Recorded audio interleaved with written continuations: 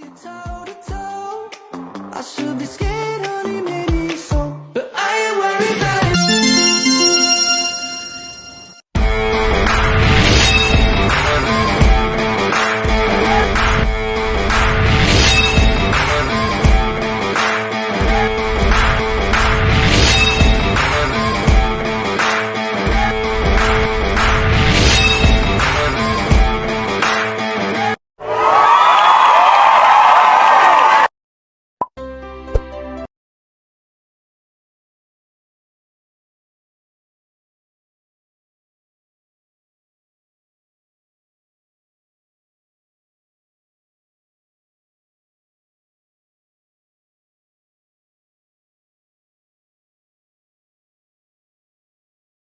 Saya Muhammad Fahmi bin Nizam menerangkan tentang isu kalimah Allah dalam kes Jill Ireland. Jill Ireland adalah seorang yang beragama Kristian. Pada Mei 2008, Jill yang balik daripada Jakarta dan telah tiba di LCCT Sepang, Selangor. Kastam merampas 8 buah pada Ogos 2008. Jill failkan saman kehakiman di Mahkamah Tinggi tersebut. Pada Ogos 2008, Jill failkan semakan kehakiman di Mahkamah Tinggi. Jill Aiman adalah seorang yang beragama Kristian. Bersamanya 8 buah CD berkenaan agama Kristian. Antaranya cara hidup dalam kerajaan Allah, hidup benar dalam kerajaan Allah, ibadah yang benar dalam kerajaan Allah dan lain-lain lagi. Antara hak untuk mengimport CD-CD tersebut atas alasan hak kebebasan beragama dan hak belajar. Perkara 11 dan dilindungi daripada segala berdiskriminasi atas alasan agama. Perkara nombor 8. Pada 2014, Mahkamah Tinggi membenarkan permohonan Jill dan memerintahkan agar kesemua CD itu dipulangkan. Namun, tidak membuat sebarang penghakiman mengenai relief yang lain yang dimohon. KDN tidak berpuas hati dengan keputusan tersebut dan membuat rayuan ke peringkat Mahkamah Rayuan bagi menyemak kembali keputusan pada Mahkamah Tinggi. Jill membuat rayuan silang kepada keputusan Mahkamah Tinggi berkenaan permohonannya yang lain.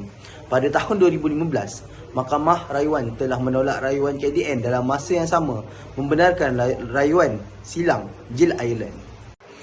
Pada tahun 2021, Mahkamah Tinggi Kuala Lumpur mendapati keputusan dasar Kabinet dan bahagian kawalan penerbitan Kementerian Dalam Negeri bertentangan berkenaan kes itu.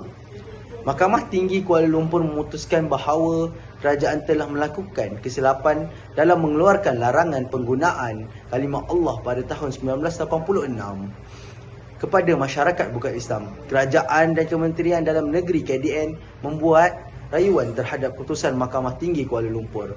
Pada tahun 2023, KDN dan Kerajaan Malaysia telah menarik balik rayuan berhubung keputusan Mahkamah Tinggi yang memutuskan bahawa penganut agama Kristian boleh menggunakan kalimah Allah dan 3 perkataan yang lain. Rayuan ditarik balik keputusan Mahkamah Tinggi pada 10 April 2021 menjadi kekal. Penggunaan kalimah Allah Subhanahu Wa Taala boleh diterbitkan dalam penerbitan buku, majalah dan artikel agama Kristian. Penerbitan buku, majalah dan artikel agama Kristian menjadi kekeliruan masyarakat dalam erti Allah dalam agama Islam dan agama-agama lain. Kerajaan tidak berpeluang membuat perkeliling baru untuk mencegah penerbitan kalimah Allah dalam mana-mana perbitan selain agama Islam. Seterusnya kita pergi ke isu pemakaran Al-Quran di Sweden. Isu yang terlibat antaranya tindakan seorang ahli politik negara Sweden yang membakar Al-Quran boleh mencetuskan pelbagai provokasi. Timbalan Menteri Kewangan Malaysia iaitu Datuk Seri Ahmad Maslan berkata, umat Islam hanya mahu kehidupan yang damai seiring perkataan Islam yang membawa maksud aman dan sejahtera. Perkataan Islam bawa maksud aman dan sejahtera. Membakar Al-Quran tentu cetus provokasi. Jangan memusuh dengan kami kerana ingin hidup yang damai. Jelas beliau menerusi laman Facebook miliknya. Tindakan yang dilakukan oleh ahli politik itu disyaki telah mencemar kitab suci umat Islam secara terang-terangan oleh ahli politik tersebut dan tiada sebarang tindakan yang diambil. Ibarat bersetuju membiarkan Islamfobia. Manakala di Malaysia, isu perayaan agama Islam adalah merupakan isu sensitif dan boleh menjejaskan perpaduan nasional. Tambahan pula, Islam merupakan agama persekutuan dan dianti lebih daripada separuh populasi penduduk negara ini.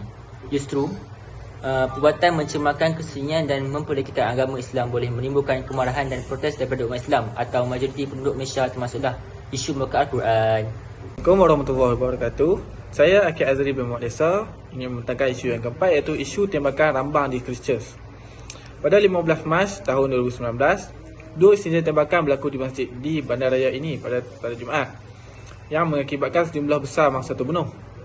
Polis belum mengeluarkan kenyataan berhubung skala insiden itu, namun menasihatkan orang ramai di tengah Christchurch supaya tidak keluar di rumah. Seorang saksi berkata dia melihat seorang lelaki memasuki Masjid Al-Nur di tengah Christchurch kira-kira pukul 1.45 tengah hari waktu tempatan dan mendengar puluhan das tembakan dilepaskan selepas itu. Sejurus itu, orang ramai dilihat bertemparan lari keluar dari masjid dalam keadaan ketakutan. Pihak yang merupakan saksi yang tinggal berjiran dengan masjid itu berkata, lelaki bersenjata itu kemudiannya dilihat keluar dari masjid dan menjatuhkan senjatanya di hadapan rumahnya sebelum berlalu pergi. Penehar kemudiannya turut pergi ke masjid itu untuk mengulurkan bantuan. Dia berkata, saya lihat mayat di sana sini, ada 3 di satu lorong di pintu masuk masjid dan di dalam masjid. Semacam tidak percaya ini boleh berlaku. Saya tak faham bagaimana orang boleh melakukan sebegini kepada orang lain. Ia tidak masuk akal. Lagi, dia membantu memberi rawatan kepada 5 mangsa di rumahnya. Seorang daripadanya mengalami kecederaan ringan.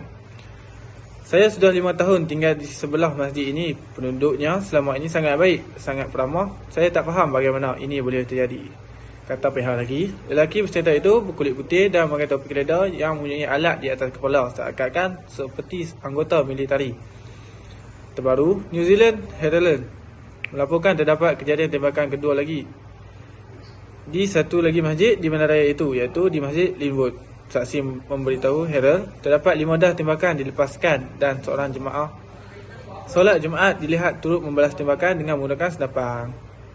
Akhirnya, pihak polis masih mengadakan siasatan bagi mengenal pasti angka korban sebenar. Sekian, terima kasih. Assalamualaikum warahmatullahi wabarakatuh. Nama saya Dini Amirul bin Muhammad Syazwan Tanah daripada kelas SA2432B.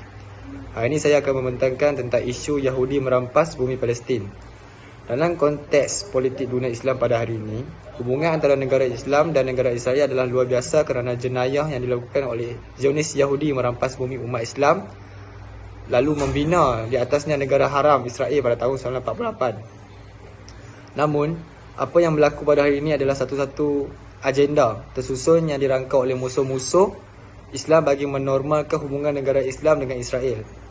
Sehingga hari ini beberapa buah negara Islam, khususnya negara-negara Arab, telah mengistirahkan normalisasi hubungan diplomatik dengan Israel.